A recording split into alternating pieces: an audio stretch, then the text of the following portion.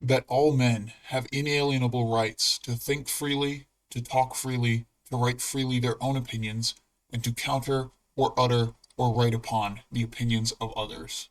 This is from the Creed of the Church of Scientology. Hey everybody, I'm Holly, aka the ScientoloGeek, and welcome back to episode 49 of Going Over the Data Series. I know I haven't put out a data series video in a while. I've just been kind of taking a break when it comes to the channel. It's gotten a little, I will say it's gotten a little obsessive. Constantly doing research on different topics and stuff like that, trying to work on the iceberg, doing side projects, and it's gotten in the way of a few things. So I'm just gonna put this video out. I'm glad to be working on it again. So if you like this video, like it. If you don't like it, hit dislike. I don't really care. Comment with your feedback, good, bad, or sideways, and share. And subscribe to be kept up to date on future content. Hit the share button. Send this to your friends, your family, if you want them to know what Scientology consists of when it comes to their methods of investigation and logic. And hit that notification bell so you can be kept aware. Without any further ado, let's get started. Let's dive into the policy letter of the 18th of March, 1977, revised the 6th of November, 1990. So this was changed after Hubbard died. This is Data Series 43RA, called Evaluation and Programs. This was extracted from an LRH talk to the Flag Programs Bureau on 28 September, 1973. Causing stats.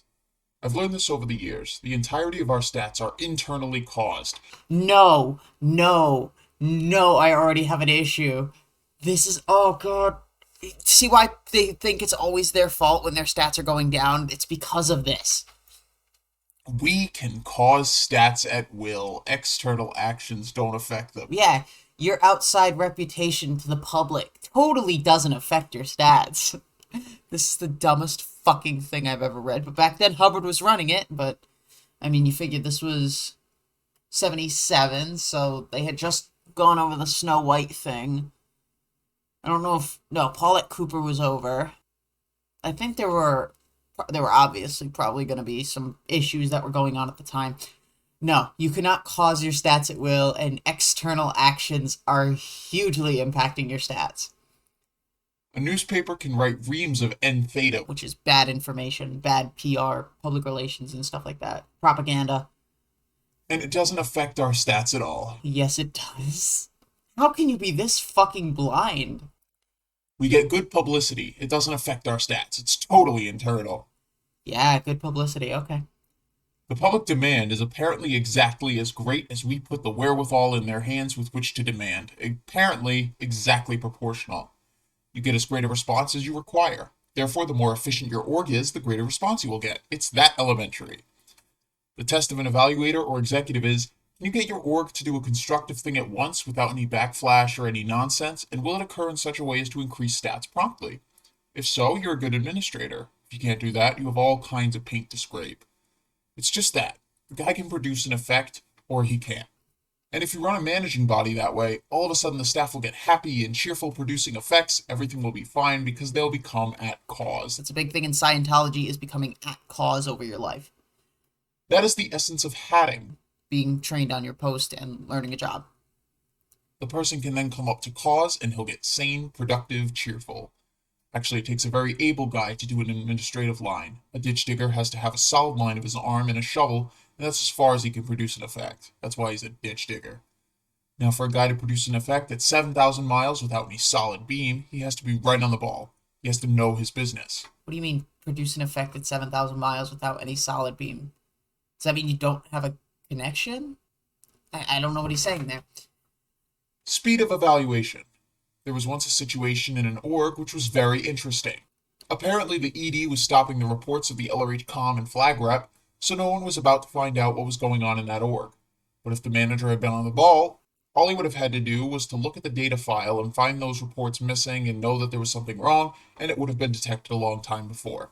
What you're up against is that most of your evaluation is on omission, and the toughest outpoint for anybody who is not familiar with the scene to recognize is an omission. The speed of recognizing outpoints determines the speed with which one can evaluate. You wonder why it takes people so long to evaluate. It's simply that they're too slow in recognizing an out point. No, it's because the data series sucks. Yet again, I have to bring up this point. The inability to recognize an out point is reasonableness. It's that thing, reasonableness. We've been talking about it for years. That's just the inability to recognize an out point. There was a fellow out in the field saying, I think we've done all right in the past, meaning without the data series, in our thinking and planning. He didn't think he had to take a data series course or something. Because they probably were doing all right. There probably were no issues.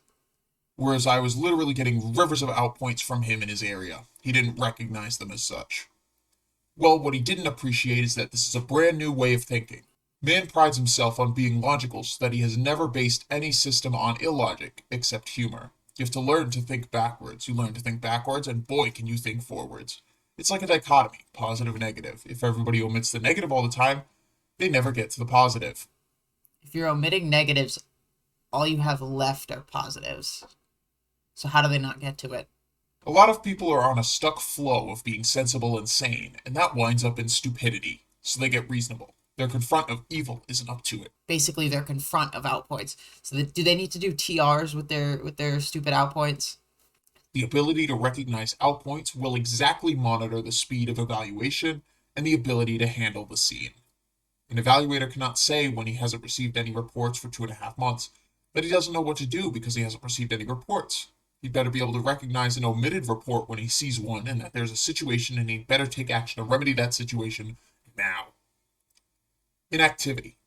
Now nobody ever does nothing. They never do nothing. You have to look around to find out what he is doing.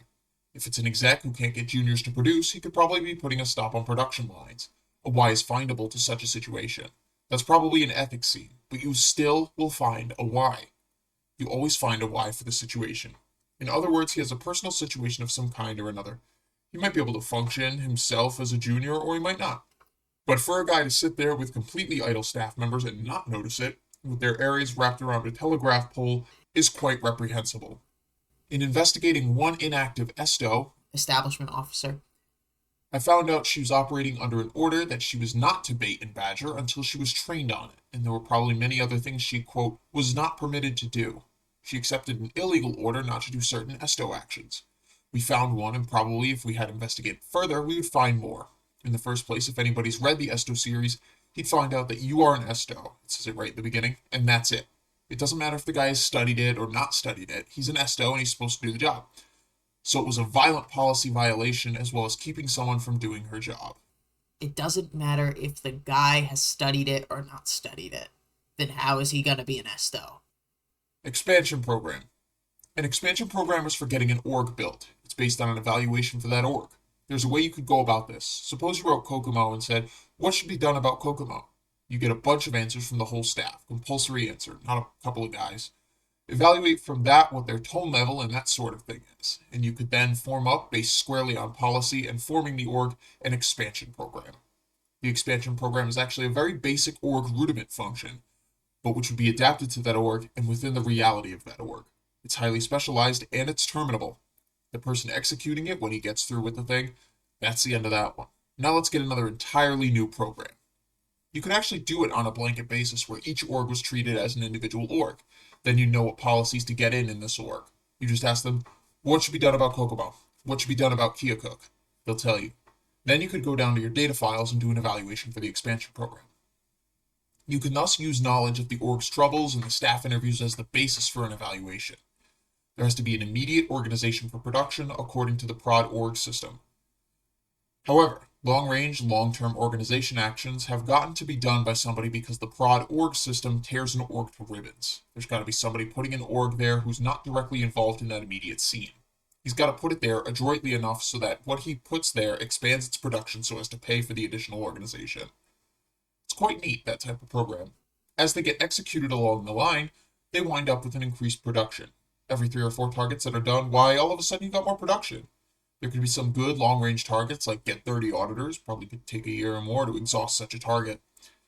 But no, such an expansion program wouldn't go on your production program execution lines at all. Your long-term organizational actions go on another line than your immediate production actions. Alright, so we are going to stop at production program, and we will pick up in the next video. What did we learn? we've covered that according to Hubbard, and according to Hubbard only, stats can be caused at will, and external influences and actions don't affect them. I highly disagree with this statement. I think I made that perfectly clear. The level of response you get is related to the efficiency of your org. And I wrote a comment saying an org can be efficient according to LRH standards, but it doesn't mean that stats are automatically going to go up. The speed of recognizing outpoints determines the speed of an evaluation. Not recognizing outpoints is reasonableness, which we learned again is a bad thing. It's not that staff aren't doing anything, it's that they're doing something, but they could be doing something wrong. So in the example given about the inactive establishment officer who was operating under false orders or under wrong orders, expansion programs are used for getting an org built up based on evaluations for the org. Expansion programs don't go on production program execution lines. These are two different things. The org needs to be thriving to the degree that they can pay for the additional organization and expansion. I don't know why they have to pay for it. Again, it's just milk the money out of your parishioners so you don't have to take any of the money out of your precious legal reserves. And yeah, I mean, that's just a little TLDR, too long didn't read, of what we covered today. If you guys are interested in getting your hands on the volumes, any documentation, base orders, flag orders, any of the miscellaneous stuff on my Google Drive, feel free to send me an email at scientologeek@gmail.com with a valid Gmail address, or you can hit me up, Discord server link in the description below, and then DM me from there. I will talk to all of you later. See ya.